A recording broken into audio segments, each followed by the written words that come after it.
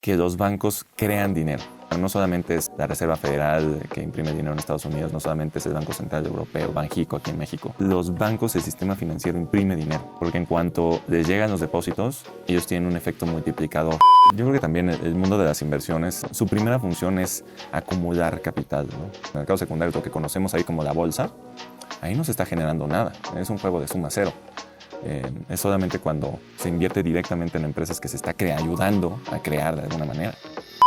Estimados exponenciales, hoy nos acompaña José Segarra. Tiene más de 10 años de experiencia invirtiendo y pasó de administrar un portafolio de $6,000 millones para una de las instituciones financieras más relevantes del país a enfocarse a llevar su amplio conocimiento del sector de finanzas personales. Dicho de otra manera, su conocimiento es ahora para todos y gratis en YouTube. Está tan cañón que ha discutido temas diversos de riesgo con 2 premios Nobel de Economía, Robert Shiller y Bob Merton. Hoy tenemos un capítulo un tanto más sofisticado, pero no menos divertido, donde seguramente aprenderás como lo hice yo. Que las decisiones exponenciales de José te sirvan para tomar mejores decisiones exponenciales. No olvides seguirnos, darle like y compartir para que más gente como tú tome decisiones exponenciales.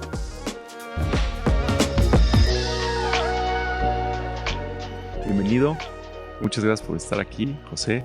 Muchísimas gracias por la invitación. Estoy contento, feliz de estar aquí con ustedes y pues a platicar de estos temas que me gusta, pues todo este mindset exponencial, pues de eso, me gusta pensar que de eso vivo. Y que eres experto además. Sí. Conociste a 2 premios Nobel. ¿Cómo se te presentó la oportunidad y cómo la tomaste? Pues mira... ¿Cómo te preparaste? Perdón, o sea, se presentó por suerte, seguramente algo hay, pero también estabas preparado para tomarla. ¿Cómo cuéntanos un poco de eso? Pues mira, afortunadamente, la plática más personal que tuve fue con Robert Merton, que éramos 6 personas que estábamos platicando con él ahí en el Four Seasons, me acuerdo. Y fue por un evento de esta asociación de Afores, por el Amafore, que nada más de repente... pues me dijeron, ¿no? Oye, va a haber un evento con Robert Merton y pues como que no aparece nadie que quiera ir. Y yo, ¿quién es, y yo así, ¿qué? O sea, yo dejo todo lo que tenga que hacer y me voy corriendo, ¿no? ¿Dónde está? Y afortunadamente me acuerdo ahí con él, que era director de riesgos ahí en Principal, José Juan Casarrubias. Y entonces fuimos, ya estamos con él. Pues digo, yo no tuve oportunidad de prepararme mucho, pero pues ahí luego en el Uber yo preparando ¿qué se le pregunta, ¿no? Porque estás platicando con un cuate que inventó el cálculo estocástico para poder hacer evaluaciones de estos instrumentos derivados, ¿no? O sea, no hay una solución en el cálculo actual. Yo desarrollo una vertiente del cálculo. Es como Newton, ¿no? Es el Newton de las finanzas para mi gusto, este cuate. Un genio. Y estás platicando con eso y es cuando te das cuenta de lo que es estar con una persona tan lista. Y creo que lo más importante, lo que más claro me dejó es que no se habla de una fórmula. En ningún punto hay una receta. No hay una receta. Es simplemente de una forma perfecta y que todo el mundo entiende, hablarte de conceptos que en ese momento platicábamos de lo que era la diversificación. Algo que yo puedo platicar en un video de 30 segundos en un TikTok y que, vamos, cualquiera puede pensar que es experto, pero te sientas con él y verdaderamente, ahora sí lo entendiste bien. El concepto del iceberg, ¿no? Todos hablamos de diversificación, pero puedes ir a cualquier profundidad hasta llegar al premio Nobel. Es correcto, es correcto. Entonces, eso son definitivamente las 2 mejores horas de mi vida. Y si nadie sabía, pero tú sí, ¿quién es Robert Merton? ¿Por qué? O sea, ¿por qué tú sabías quién es? ¿Qué videos ves de YouTube? ¿Qué lees? ¿O por qué tú sí sabías y nadie sabía? Bueno, digo, también... O sea, es el mismo tema de que la industria misma de las Afores es muy burocrática, muy difícil, muy regulada. Algo que lo hace también bastante difícil manejar los portafolios. Estoy seguro que mis compañeros estaban todos, pues, ¿qué te digo? Muy absorbidos en su chamba y sin tiempo de, a ver, no sé, ni me digas quién es, ¿no? Digo, a mí verdaderamente me gusta pues mucho leer de todo tipo de temas económicos. Yo leo libros de desarrollo personal, de economía, de finanzas y de negocios, ¿no? Lamentablemente no me da chance de leer muchas novelas. Pero sí, o sea, entonces definitivamente pues los tengo traqueados a todos estos que son de los grandes, ¿no? También por ahí a Robert Schiller, que también me tocó llegar a estar en un desayuno con él. Todas estas son gente que habla de estos, de lo que yo considero que separa a un inversionista profesional de alguien amateur, que es el manejo de los riesgos. Schiller habla de la economía narrativa, cómo se contagian los eventos de mercado, cómo se esparcen. De hecho, en su libro platica mucho sobre el fenómeno del Bitcoin y lo compara con las epidemias, y eso de ahí salen estudios y análisis de usar Google Trends para analizar los mercados, cosas que yo mismo he usado para invertir, ¿sabes? Entonces, cada vez van saliendo nuevas y nuevas ideas, y pues yo creo que si tienes las bases bien establecidas, también, aunque las herramientas van siendo muy distintas, ya sabes cómo ocupar esas herramientas y como que tienes ciertas bases. Lo más importante de todo para mí son las bases. Fíjate que una de las cosas que más nos llama la atención, yo veo expertos, influencers, creadores de contenido, generando un montón de cosas. Y hay unos que tratan de ser sofisticados, pero se ve a leguas que no lo son. Hay otros que hacen hasta lo imposible por simplificar todo. Y siento que tu caso es bien interesante porque hablas de temas sofisticados que yo pensaría que no hay tanta gente dispuesta a escuchar esa sofisticación.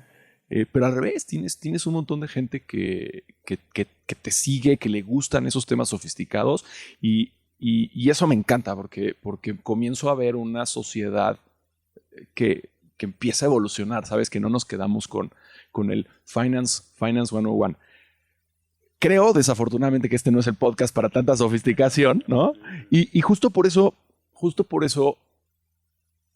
apreciando que estás aquí, que entiendes perfectamente todo y que logras comunicar cosas tan difíciles, tan sencillo, ¿cómo explicarías a alguien de 17 años, quizá que ni siquiera está aquí por temas económicos?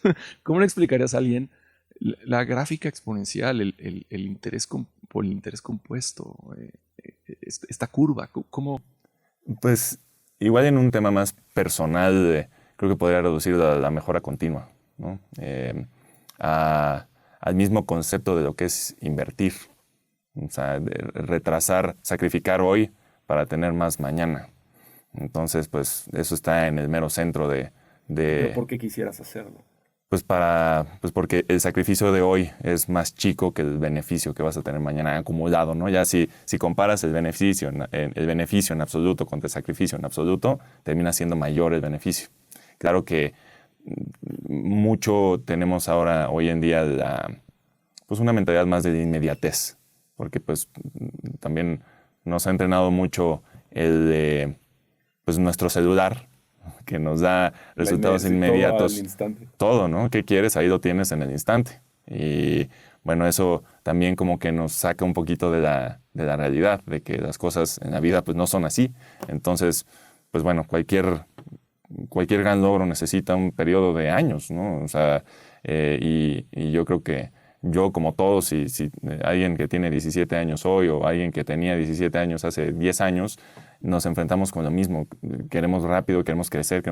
Y luego ya, cuando creciste, te das cuenta que también te hizo falta vivir en el momento, ¿no? Y hay ciertas cosas, aprovecharlas desde un lado no tanto de urgencia o de necesitar algún resultado, sino simplemente de disfrutarlo y de crecer, ¿no? Claro. Ese es, yo creo que, un balance muy importante. Hoy en día yo me recuerdo cada día en la mañana así: disfruta, cabrón, disfruta.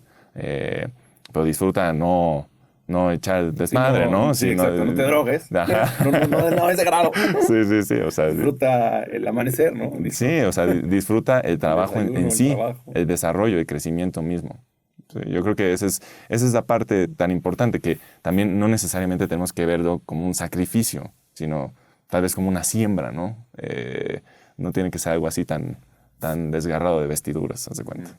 Y posiblemente eso que dices del sacrificio se puede ver con alguien, por ejemplo, que dice: yo lo único que voy a hacer es dejar de tomar refresco, ¿no? Y un año después, digo, bueno, hay muchos casos, no siempre, ves que bajaron muchísimo de peso, ¿no? Que dice: yo solo voy a dejar de usar el elevador de mi edificio y voy a los 3 pisos, 4, 5. los voy a hacer caminando. De repente un año después es que bajan de peso, ¿no? Y alguien que dice, no, yo voy al gimnasio a desgarrarme ¿no? A desgarrarme, a matarme. Es tan difícil hacer eso que renuncias en el, no sé, día 5 y entonces no logras que se compute, ¿no?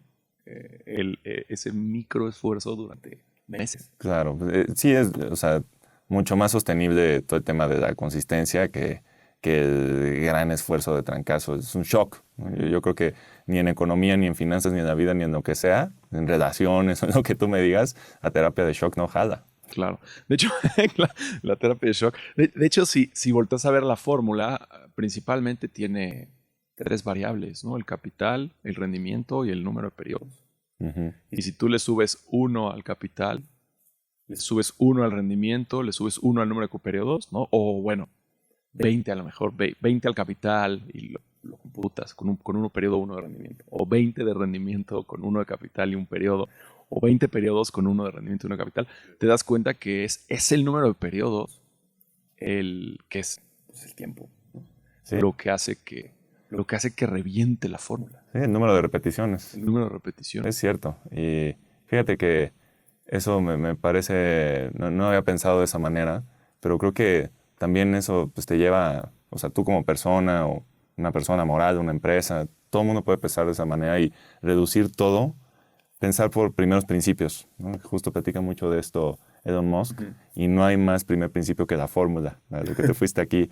Y sí, justo como que identificar qué es lo que te hace más exitoso y descubrir pues, tu fortaleza, ¿no? En este caso, la fortaleza de interés compuesto es las repeticiones, es la cantidad de veces que haces lo mismo para hacer mejor. Y creo que eso es todo en la vida. Tal vez nos preguntamos qué es lo mejor que puedo hacer en esta situación, en este momento, pero en realidad ya lo sabemos. Y nada más es el tema de ponernos a hacerlo. O sea, uh-huh. Muchas veces nos resistimos nosotros mismos a la respuesta que ya conocemos. Sí. De hecho, justo mi siguiente punto, y para no confundir a la gente que nos escucha, yo odio el trading, eso lo sabe todo el mundo y no se lo recomiendo a nadie, pero vi hace poquito una publicación tuya, exacto. Entonces estamos en el mismo canal, aunque tengamos algunos disagreements de cómo hay que diversificar o en qué hay que enfocarse, o etcétera, etcétera, es el trading. Y yo creo que lo que sucede con el trading es eso, que no te permite ese número, ese exponencial en la fórmula, no te permite hacerlo grande, no te permite que crezca. Correcto, ahí no tienes la capacidad de poner una N ahí fija, ¿no? O sea, porque tanto te puede salir bien como te puede salir mal. Entonces, yo creo que esa es una parte fundamental como de ser exitoso, ponerte en la situación que en el largo plazo te haga ser exitoso. Cuando estás en una dinámica donde si ganas, ganas el doble, o si pierdes, pierdes todo, eso suena simétrico, pero no lo es. No lo es porque, o sea, dada la repetición de éxitos, si tú ganas 10 veces, multiplicaste por 10 tu patrimonio, te basta solo con una para perderlo todo. Para perderlo todo. Entonces, y esa una va a llegar en algún momento. Esa una es indudable. La teoría de duplicar tu inversión o tu apuesta, en el caso de un casino, en donde no vas a llegar al punto donde se repita muchas veces, o sea, donde el Black Swan suceda. Es correcto, o sea, ahí estamos expuestos a eso y la verdad yo creo y soy como te decía hace rato, fundamentalmente optimista, porque pues para invertir en cualquier tipo de cosa tienes que ser optimista, ¿no? Y déjame hacer ahí el paréntesis, o sea, si yo pienso me voy a morir mañana, ¿no? Pues no vale la pena pararme al gimnasio tal vez, uh-huh. Porque yo quería hacer un proceso de desarrollarme en el gimnasio. Ahí ya me atasco y ya todo así, o sea, yo tengo que ser optimista para pensar, voy a estar un año haciendo esto, voy a estar mejor y luego de ahí me jalo, ¿no? Y todo así, y es igual en el mundo de las inversiones, pero cosas malas pasan también. Ahorita que los mercados, por ejemplo, están horribles y digo, esa es una de las partes que a mí, no creas que tampoco me gustan de los mercados públicos y sobre todo para cualquier tipo de persona, no todos estamos preparados para sentir esa presión de estar viendo que nuestro dinero se va perdiendo. Y yo te diría que nunca en un cierto momento estás 100% preparado para hacerlo. Nada más es una cosa de que te vas acostumbrando, ¿no? Y la cosa es que te vas acostumbrando, pero sí, cada vez los riesgos en absoluto, en dinero, son más grandes. Uh-huh. Entonces, cuando ya te toca manejar dinero como profesional, que ya manejas miles de millones de dólares, pues te vas entrenando a no estar jugando así con el score, sino a continuamente tú estar haciendo tu parte, lo que está correcto, y eso te lleva a largo plazo. Pero eso definitivamente no es trading, ¿no? Eso es inversión verdadera, Claro. porque lo primero que estás haciendo es evitar el riesgo. No puedes perderlo todo por diseño. Entonces, sí, yo 100% de trading no me gusta, no lo recomiendo a nadie. Y fíjate, algunas veces a mí me ponen, también por lo que platico en Bueno, es que es uno de los temas más sexys y está mal, ¿no? Pero eso es la realidad. muy sexy porque puede haber alguien puede haber alguien que llegue a prometerte que puedes hacerte millonario rápido. Y hay tantos traders en el mundo que hay alguno que le ha pegado a 50 veces seguidas y ese se hace famoso, pero es como quien se gana la lotería.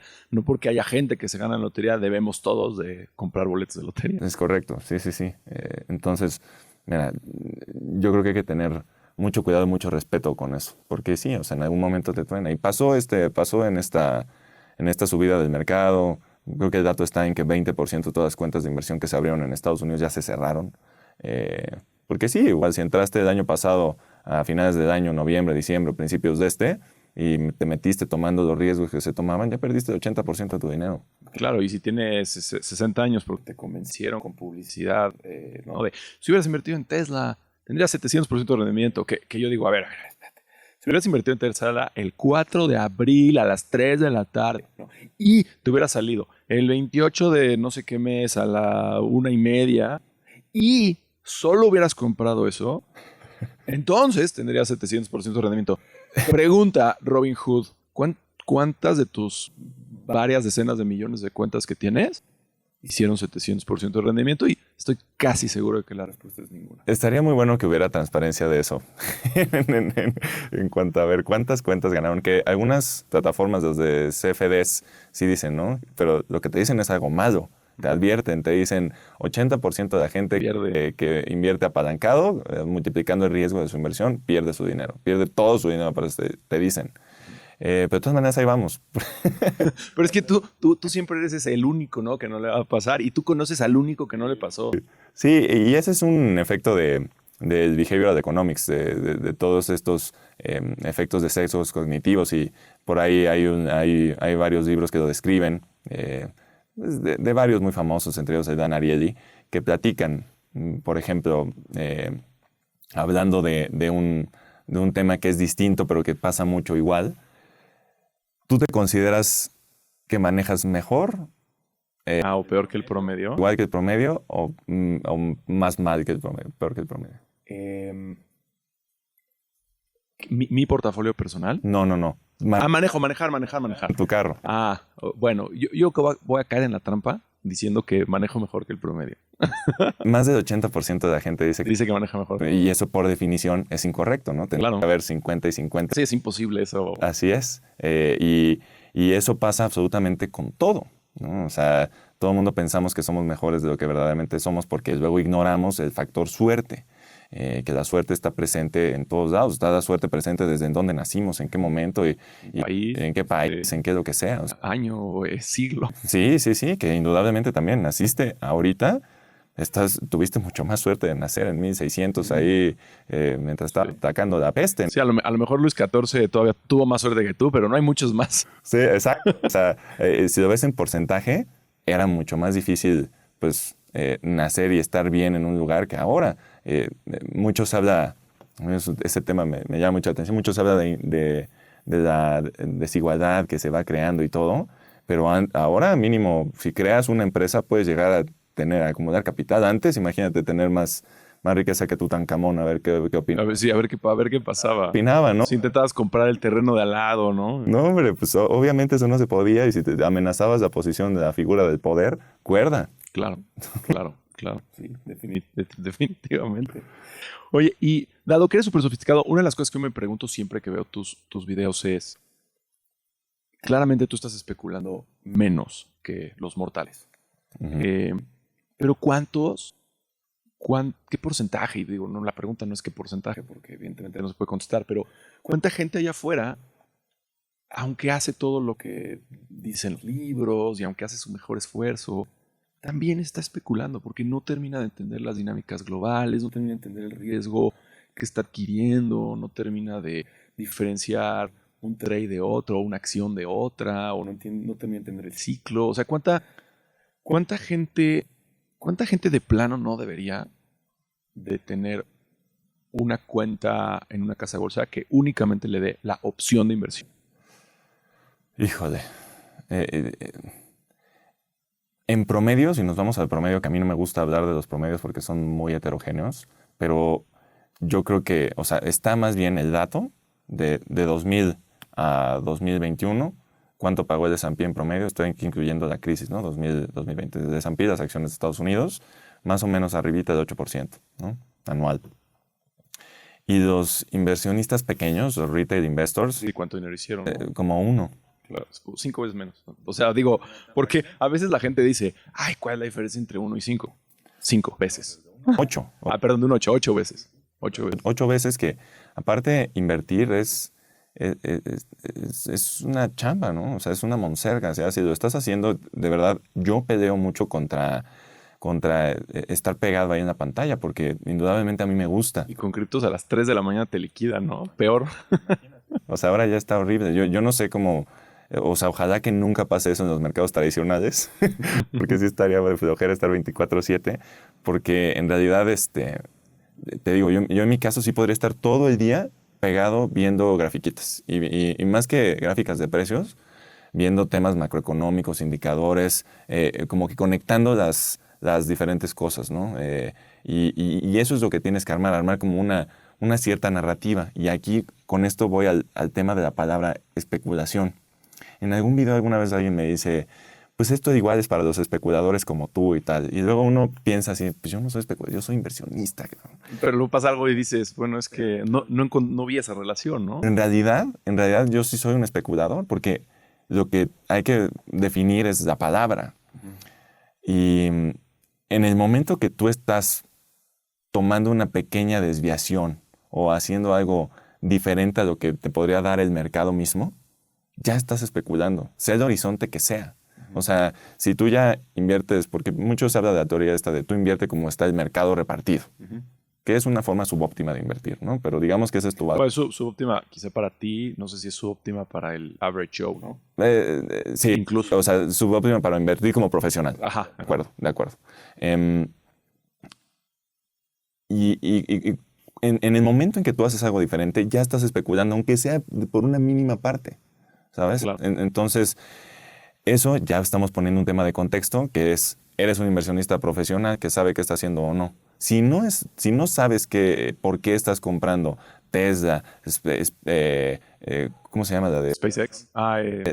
Blue, no, esa es la de Blue Origin. Es la otra. Blue Origin es la de Bezos. Virgin Galactic, algo así. Virgin Galactic, ajá, que es Space, el ticker. Richard Branson, ¿no? Que es de Branson.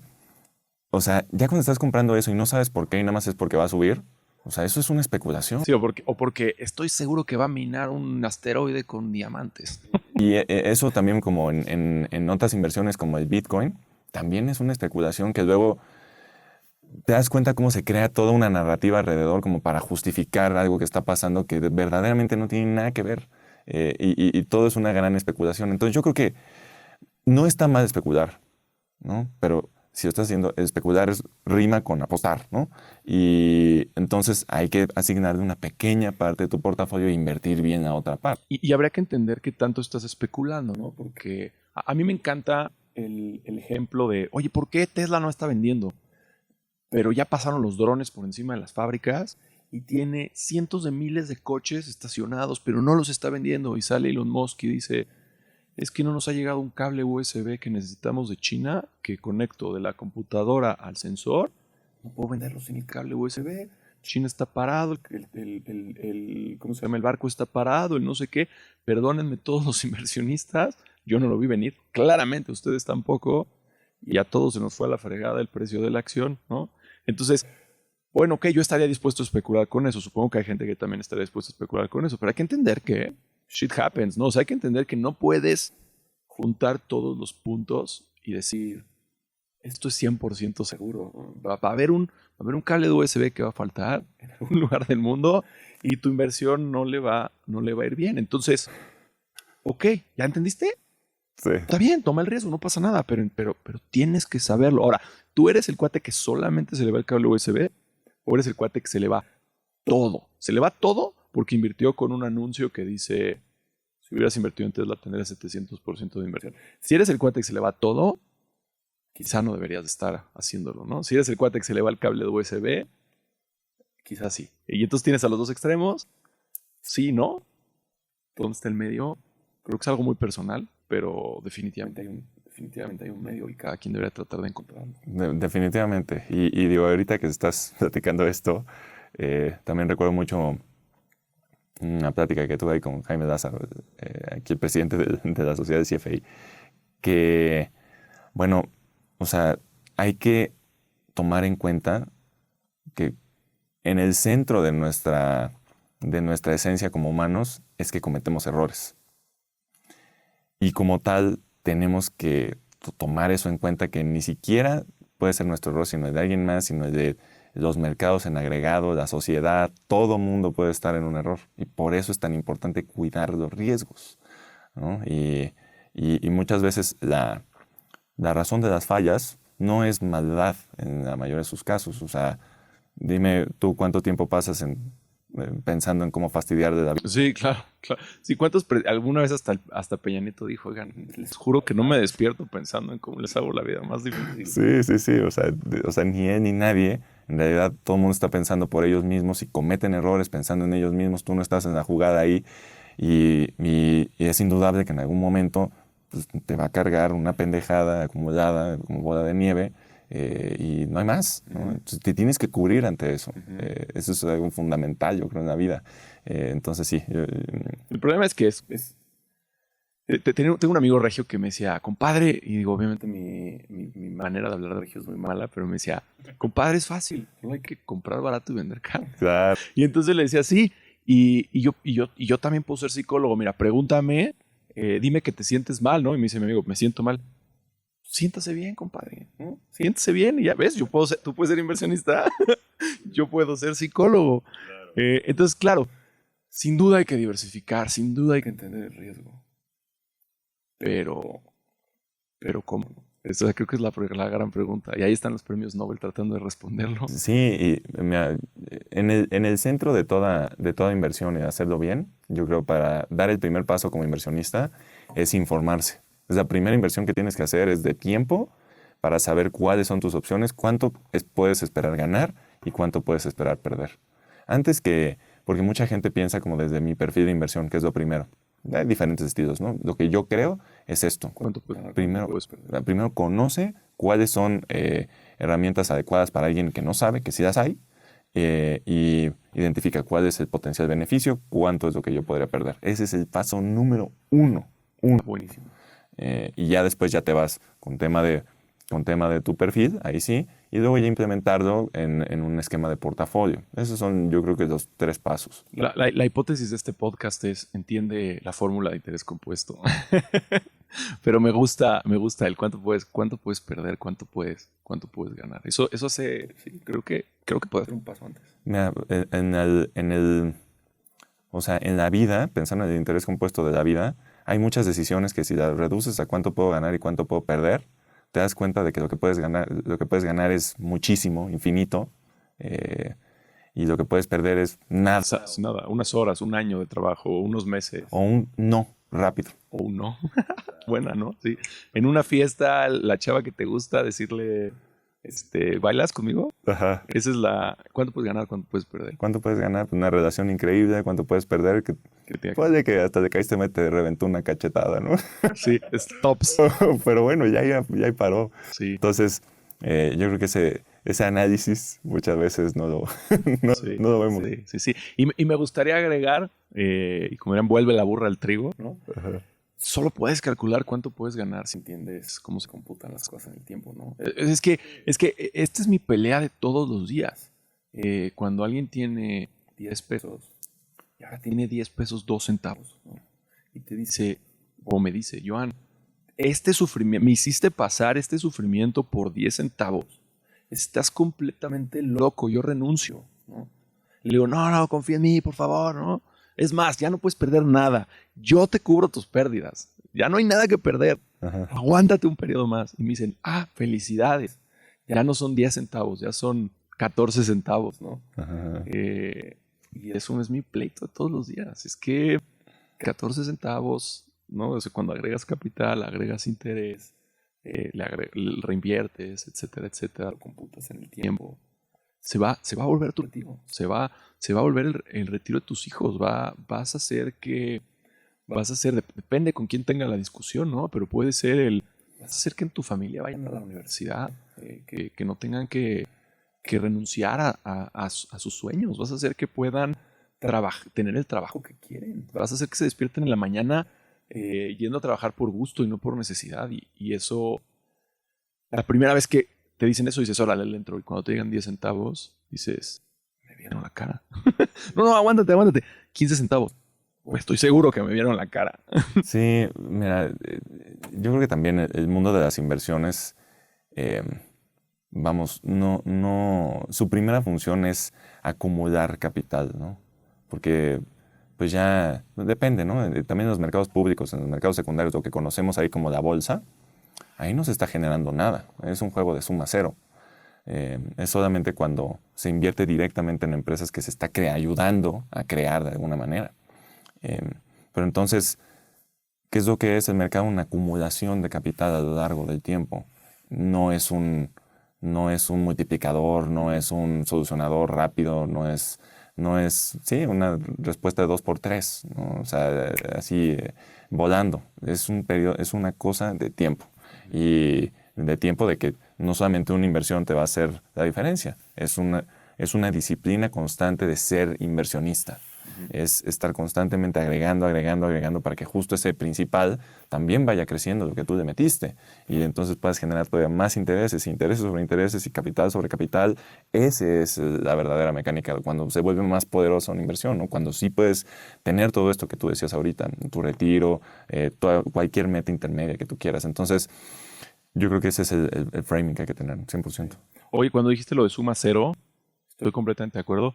Ya, vamos a acabar el podcast, ya te convencí. Los mercados privados son the way to go, no los públicos. Vámonos de aquí. Pues mira, te digo, yo, o sea, aunque platico mucho de los mercados públicos, sí creo que por su naturaleza y porque está ahí este concepto de Ben Graham, seguido por Warren Buffett, del Mr. Market, que te está invitando en todo momento a que si está cayendo la bolsa, te está gritando vende, vende, vende. Y si está subiendo, te dice compra, compra, compra. Entonces terminas comprando caro, terminas vendiendo barato. Si no tienes la información, lo vas a estar haciendo porque reaccionamos más a nuestras emociones que a nuestras decisiones tomadas en frío. Entonces, en realidad yo sí considero que muchas veces para mucha gente es hasta peligroso el mercado. Y entre más volátil sea el activo, pensemos acá comparando todavía criptomonedas, que son lo más volátil contra acciones o contra fondos diversificados y así, pues es mucho peor todavía las criptos, ¿no? Claro. Entonces... con algo de brick and mortar, ¿no? Comprarte un Uber. O sea, a ver, no conozco el riesgo de comprarte un Uber. Fue lo primero que se me vino a la mente. Pero me atrevería a decir que estás especulando menos si compras un Uber o algo así, un carrito de hot dog, que si le metes a Disney sin tener... O sea, solamente porque a tus hijos les gustan las películas de Disney. Sin tener una idea de nada, pues digo, creo que tendríamos que ver como también los economics del carrito, ¿no? O el precio del coche, o el precio de la gasolina. Sí, o sea, porque pues bueno, también es... Pero ¿no crees que es algo que puedes entender? O sea, no necesito un Excel, no necesito mucho show, no necesito muchas matemáticas para sentarme y decir cuáles son los economics. Ni siquiera tengo que saber de finanzas o de estados, balances o estados financieros para decir cuáles son los economics de poner un carrito de hot dogs. Sí, o sea, en cierto momento también vas a estar asumiendo, y también creo que eso es de lo peligroso, ¿no? asumiendo lo que la gente te dice. Por ejemplo, si te dice que te lo vende, pues vas a vender tantos hot dogs Y claro. y entonces vas a terminar con ventas de... O no te va a decir que hay una mafia y que tienes que pagarle a la mafia, o Exacto, te pueden salir cualquier tipo que te lo pueden robar o te lo roban. Exacto. Y ahí pierdes el 100%, que eso no te pasaría en Disney probablemente. Correcto. Entonces, o sea, nunca vamos a tener el panorama 100% completo. O sea, ahí me regreso también a los mercados. Nunca, yo jamás me hubiera imaginado en noviembre de 2019 que en 4 meses íbamos a estar todos encerrados en nuestra casa y que iba a haber pasado la peor crisis en 70 años global, ¿no? O sea, es el Black Swan que platicabas también hace rato, cosas inesperadísimas que pueden pasar tanto en los mercados como en cualquier tipo de negocio de a pie, ¿no? A ver, parece que estoy cambiando de tema, pero no. Vi un video tuyo que me encantó en donde decías, el banco hace dinero. De hecho, yo siempre digo, todos somos inversionistas, porque mi dinero en el banco genera dinero y somos inversionistas. Tú lo dices de una manera que me gusta más, en donde dices, tu dinero hace dinero. ¿Para quién quieres hacer rendimiento? ¿Para ti o para el banco? Entonces, mi pregunta es, yo sé que los bancos en México son la joya de la corona. Yo sé que los bancos en México son más rentables que en otros lugares, que en la crisis del 2008 las subsidiarias mexicanas rescataron o ayudaron a las subsidiarias globales. ¿Cómo hace dinero un banco? O sea, presta dinero, fine, ¿no? Pero ¿cómo hace dinero un banco? ¿Hace trading? ¿Presta pymes? ¿Da tarjetas de crédito? ¿Cobra por la transacción de la tarjeta de crédito? ¿Cómo se ve el mix de sus productos? ¿Dónde es donde hacen más dinero? ¿Es en Forex, en trading? ¿Cómo hace dinero un banco? ¿En dónde hace dinero? Mira, antes que llegar a la mezcla, creo que es interesante saber que los bancos crean dinero, ¿sí? O sea, no solamente es la Reserva Federal que imprime dinero en Estados Unidos, no solamente es el Banco Central Europeo, Banxico aquí en México, los que imprimen dinero. Los bancos, el sistema financiero imprime dinero, porque en cuanto les llegan los depósitos, ellos tienen un efecto multiplicador. Que es 10-1 aproximadamente, 10%. Depende. Ajá, puede ser, dependiendo del porcentaje que deban mantener como reservas. Más o menos podemos pensar de un 10-1, puede ser hasta 12, hasta 15, antes era hasta 20 en Estados Unidos. Sí, lo han ido bajando y creo que UK ya lo quitó. O sea, entonces los bancos producen dinero, ¿sí? Luego, ese dinero, lo que les sobra, ¿no? de esos depósitos que llegan o de los financiamientos que les entran baratos, lo que les sobra ya lo tienen ahí en el mercado ganando setes libres de riesgo. Todo lo que sí pueden colocar en sus condiciones de crédito lo hacen en este mix de diferentes deudas, las cuales les dan diferentes rendimientos. ¿Por qué no estaría todo con la deuda que da más rendimiento? Porque a mayor riesgo, mayor rendimiento, entonces es lo más riesgoso. En realidad aquí, por ejemplo, las tarjetas de crédito en México no representan una gran parte de la deuda. En los mercados desarrollados, la mayor parte de la deuda que tienen los bancos es hipotecaria. Aquí no. En realidad el acceso al crédito sigue siendo muy bajo. Ese es un problema estructural que tiene México. Muy poca hipoteca, menos del 20% de GDP de la economía, ¿no? Entonces, en realidad, ¿cómo es la mezcla? Todo el mercado, que en otros mercados desarrollados también, de empresas, se financian con el gobierno. Ese es el gran...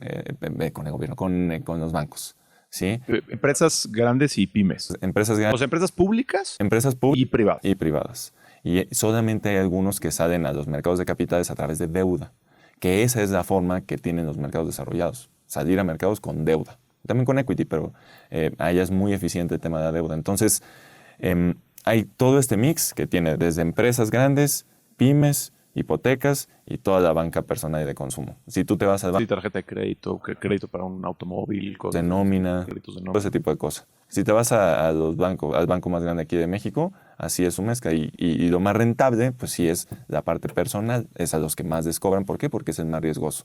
Si tú pides una tarjeta y dejas de pagar, pues no van a ir por tu closet a recuperar la ropa. Sí, lo consideran perdido. O bueno, lo consideran perdido, pero más bien subsanado por los otros que sí pagan a tasas de 60 o de 100 o de lo que sea que tengas con tu tarjeta. Y las tarjetas son tan caras, ¿por qué? Pues porque no tienen esa seguridad. Entonces tú, si eres un pagador, nunca has fallado en tu tarjeta, tú estás subsidiando de cierta manera a los que no pagan. Que no pagan. Es un incentivo bastante perverso, ¿no? Los buenos son castigados y los malos son premiados. Sí, simplemente por la falta de información. Eso en un futuro ya con mejores herramientas, ya con uso de blockchain y cosas por el estilo, deberá mejorar. Así que crearse un mercado global o una cosa así sería interesante verlo. Donde ya puedas saber perfectamente bien la historia a un mayor detalle de cómo va esta persona, tener información y feedback más rápido para saber qué tanto le puedes bajar la tasa porque es un cliente premium. Y pensando en el comentario que hiciste de por qué no están todos en un activo, sí, digo, entiendo, hay mercados públicos y privados en los bancos, quitemos a la banca personal.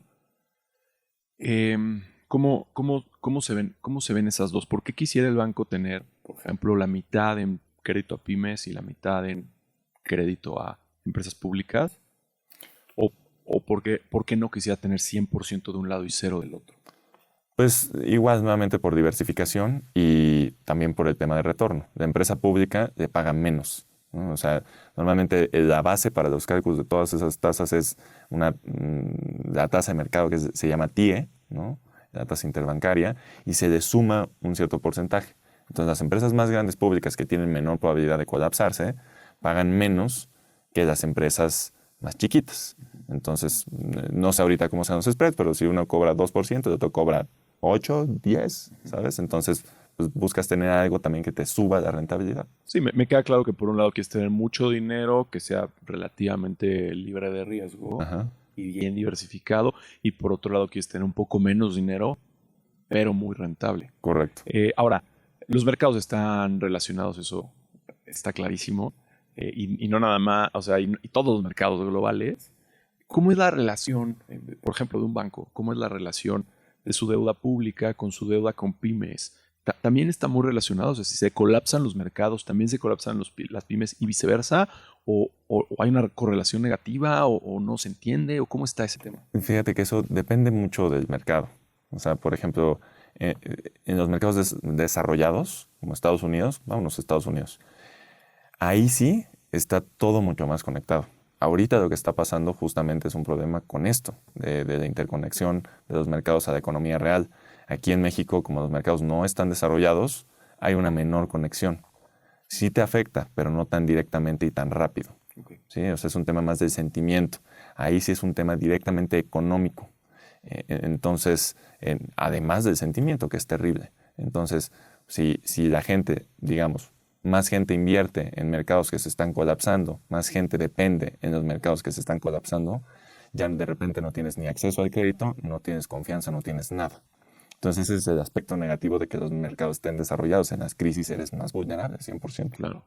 De hecho, bueno, esa es mi hipótesis, ¿no? No la tengo, pues es más como de feeling, pero yo personalmente tengo, y sobre todo antes de este ciclo, o antes de esta caída, digamos, yo decía, es que va a venir.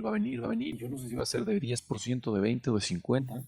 Y entonces decía, y no importa cuánto me diversifique, o sea, esta cosa va a llegar. Y pensaba, bueno, pues si comprara, y ahorita entro al tema de los bienes raíces, ¿no? Porque tampoco soy el gran fan de los bienes raíces, pero yo pensaba, si entro en bienes raíces, yo no veo por qué se me caería la acción de Google, Amazon, o el ETF de Nasdaq, o el Standard & Poor's, y también se va a caer mi departamento, ¿no? O si invierto en una pyme, específicamente en Play Business, o en algo como el podcast, o si invierto en la pyme de un amigo, yo decía, no lo veo tan relacionado. Si hay algunas relaciones, a lo mejor sube la gasolina, sube nuestros costos, a lo mejor baja la gasolina, a lo mejor cambia el tipo de cambio y yo gasto en dólares o gano en dólares, entonces de alguna manera sí me va a afectar, pero no lo veía tan claro, ¿sabes? Como que decía, sí me va a afectar, para bien o para mal, ni siquiera sé, pero no lo veo así como, se cayó Londres, abre Nueva York, se cayó Nueva York, y entonces a eso te diría que yo fue el comienzo del Play Business, ¿no? Agarrar y decir, a lo mejor sí podemos crear algo en donde la gente pueda diversificar. Es algo diversificado. Fíjate que sí, justamente esta parte de que no está tan conectado, no estamos tan financiarizados aquí en México, siendo muy específicos, ayuda a que eso disminuya. Yo creo que lo podemos entender también como desde, si nos vamos a economía, microeconomía, pensar los bienes, ¿no? Los llamados bienes inferiores. Hay bienes que en una crisis se consumen más que cuando las cosas están yendo bien. Como el alcohol, ¿no? Y tengo entendido. El alcohol, también comparando los autos contra las motocicletas, es otro ejemplo muy clásico, ¿no? Y bueno, en estos momentos pone que no le vaya mejor al bien inferior, ¿no? Sino simplemente sí hay una menor correlación. Allá, regresándome a Estados Unidos, allá llegó toda una burbuja desde los mercados públicos, sea los que sean, también pensando en criptoactivos, también los meto ahí, las bolsas, el mercado de housing, todo se correlaciona porque todo está metido en los mercados públicos. Y entonces todo es lo mismo, estás operando sobre lo mismo, nada más que algo reacciona más rápido y otra cosa reacciona más lento. Aquí no hay tal conexión. Entonces, por ejemplo, el real estate, aquí en México, y también me aventé un video sobre eso, en México y en Latinoamérica, como hay menor acceso al crédito, como está menos conectado, no tiene estos vaivenes tan grandes. Sí, la velocidad es mucho menor, ¿no? Entonces lo que ves aquí sería como, en lugar de ver el precio de ayer, verías algo así como el rolling average de un montón de periodos. Entonces como que ves como se mueve todo más lento, ¿no? Todo. Como que oscila también, pero muchísimo más lentito. Todo es más lento y menos volátil, ¿no? Aquí los crecimientos, los rendimientos de real estate son más estables, van poco a poco, así, en lugar de en Estados Unidos. Y es porque estás tratando con la abuelita de no sé quién, y estás tratando, ¿no?, con la señora de bla, bla, y en Estados Unidos pues siempre tratas con el multifamily office que tiene 800 edificios y que te manda una carta y te dice 30% más de renta. Si no te gusta, tienes 15 días para desalojar. Sí, ahí estás hablando de otra cosa, ¿no? Ya son todo el private equity que ya está entrando y los fondos y aquí y allá, pum, pum. Entonces ya todo está puesto más como negocio. Te digo, el mercado, eso es lo malo, que correlaciona todo. Claro. Entonces esa es la oportunidad, yo creo, la diferencia en el real estate latino en general contra el de Estados Unidos. Menos volatilidad, más tranquilidad.